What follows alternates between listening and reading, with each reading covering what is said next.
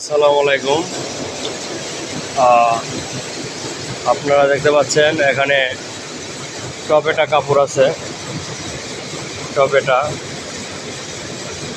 তো এখানে সব গ্রে কাপড়, তো আমরা ফ্যাক্টরিতে তৈরি করি। দেখতে পাচ্ছেন